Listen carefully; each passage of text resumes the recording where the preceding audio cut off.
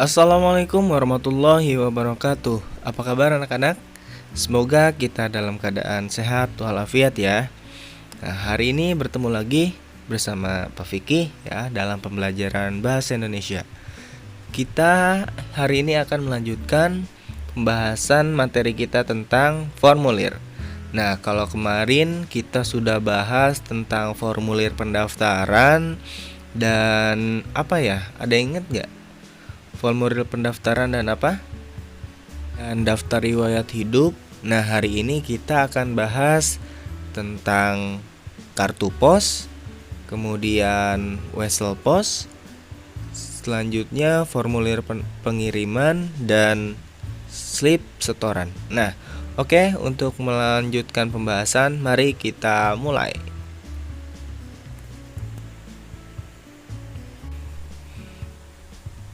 Kartu pos. Nah, kartu pos itu adalah lembaran kertas atau karton tipis yang berbentuk persegi panjang, digunakan untuk menulis dan mengirim tanpa amplop dengan harga yang lebih murah daripada surat. Nah, kartu pos ini adalah salah satu bentuk formulir atau contoh formulir yang bentuknya persegi panjang ya, yang terbuat dari karton tipis. Nah, kartu pos ini berfungsi untuk mengirimkan pesan ya, atau mengirimkan surat tanpa menggunakan amplop ya. Jadi biasanya kalau mengirim surat itu pakai amplop, kalau melalui kartu pos ya menggunakan kartu pos, tidak menggunakan amplop. Nah, bagaimana sih contoh kartu pos? Kalian sudah pernah lihat contoh kartu pos? Nah, kalau yang belum pernah lihat contoh kartu pos, nih Bapak kasih lihat contohnya. Nah, ini adalah contoh kartu pos ya. Ada tulisan di situ Pos Indonesia. Nah, bagian kartu pos ini ada beberapa bagian. Yang pertama, di sini ada tempat atau ada kolom untuk menulis pesan ya. Yang di atas, hai, ini Keraton Solo. Kemudian di sini juga ada kolom yang mengirim atau kolom pengirim. Yusmei Sawitri. Nah, itu adalah nama pengirimnya. Terus ditujukan kepada atau penerimanya. Siapa penerimanya? Ari Murdianto. Ya, Ardi Murdianto alamatnya di mana? Di sini alamatnya di Aceh ya. Harusnya di sini Yusmei Sawitri juga menuliskan alamatnya ya, harusnya di bawahnya. Nah, di sini ada materai juga. Nah, di sini juga menggunakan materai. Jadi ini bentuk contoh. Ini adalah contoh dari kartu pos ya. Ada kolom pesan, kemudian bagian penerima ya. Kemudian ada juga kolom pengirim pesan ya. Ini contoh dari kartu pos. Oke, lanjut. Selanjutnya ada wesel pos. Nah, wesel pos, ada yang tahu wesel pos? Nah, wesel pos adalah formulir yang berbentuk surat pos yang berfungsi untuk mengirimkan uang, dan wesel ini juga bisa ditukarkan ke kantor pos untuk mendapatkan uang yang dikirimkan. Nah, jadi wesel ini adalah formulir yang digunakan untuk mengirim uang dalam bentuk surat pos ya. Ada yang pernah lihat bentuknya seperti apa? Nah, ini bentuknya. Nah, wesel pos juga memiliki beberapa bagian-bagian ya. Bagian yang pertama ya, di situ adalah jumlah uang yang dikirimkan. Nah, berapa di situ? 100.000 ya. Kemudian ada kolom nama bilangannya juga di situ. Kemudian kolom nomor yang kedua, di situ harus diisi dengan tanggal pengiriman ya. Tanggal pengiriman ada di kolom nomor 2. Kemudian nomor 3, kolom nomor 3 di situ adalah nama pengirim beserta alamatnya.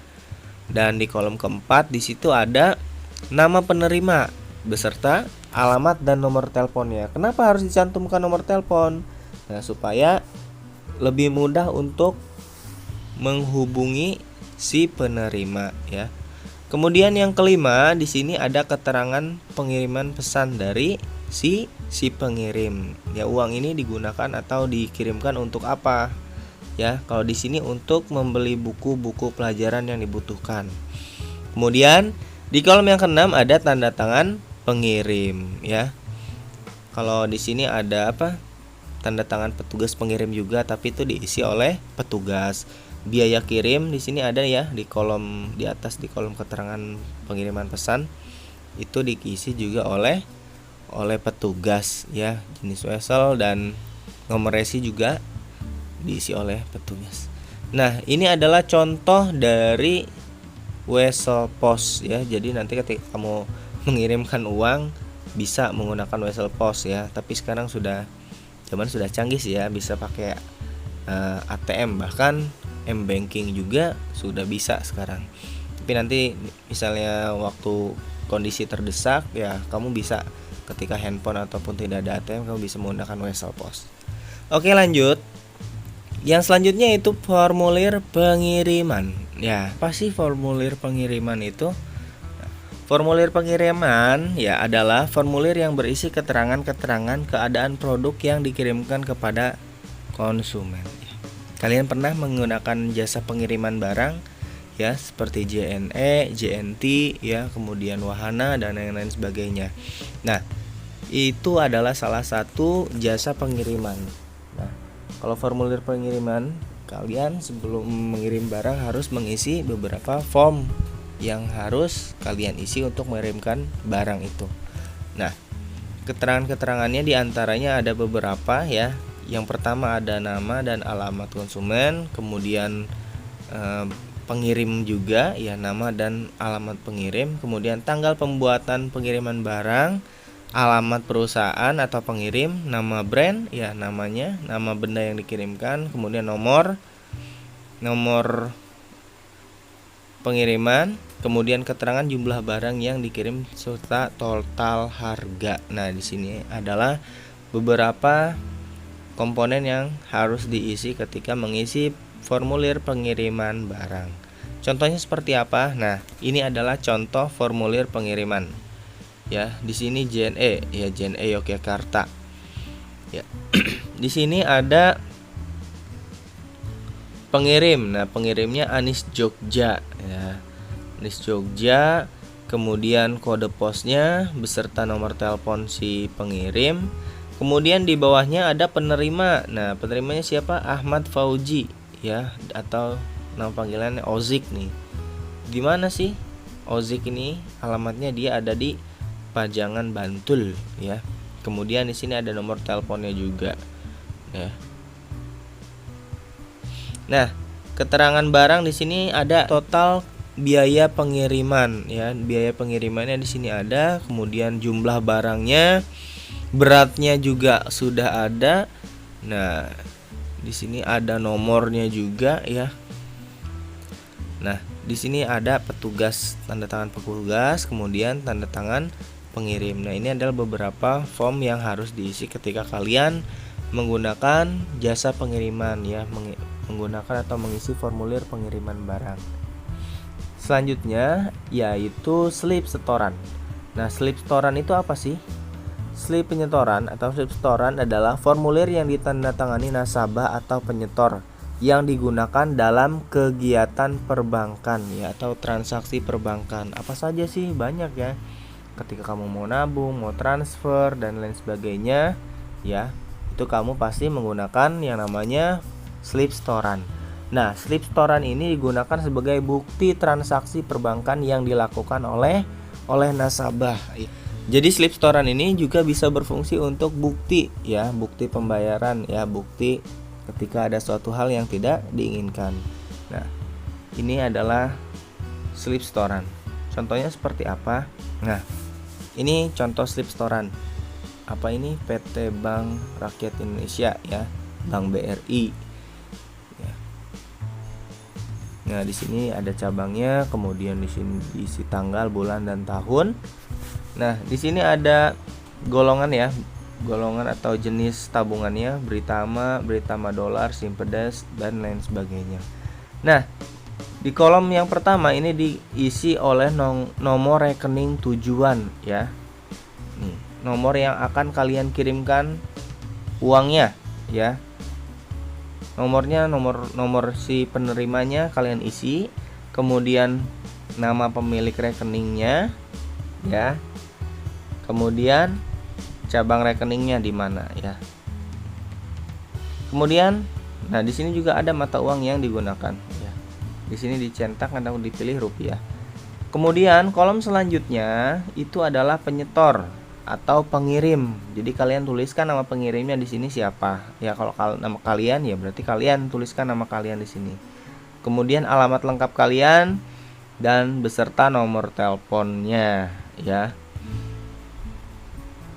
Kemudian di sini ada keterangan ya, keterangan transfer di sini kalian isi ya.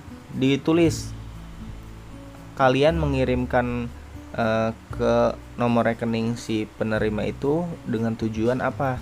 Apakah pembayaran hutang, cicilan ya, ataupun misalnya transfer untuk kegiatan atau apa gitu ya, keperluan apa, kalian bisa cantumkan di situ. Kemudian di sini ada jumlah uang ya, jumlah uang yang kalian kirimkan. Di sini ditulisnya 370.000 ya. Di sini diisi dengan nominalnya. Kemudian kalian juga tulis di sini ada nama bilangannya dan yang terakhir adalah tanda tangan penyetor ya. Kalian tanda tangan ketika sudah mengisi semua formulir. Nah, ini adalah contoh dari slip setoran ya. Selanjutnya adalah kita tes daya ingat kalian dengan cara menebak jawaban dari apa yang Bapak tanyakan. Oke. Nah, di sini ada 4 soal, ada 4 nomor ya. Silakan kalian isi dengan jawaban kalian masing-masing ya.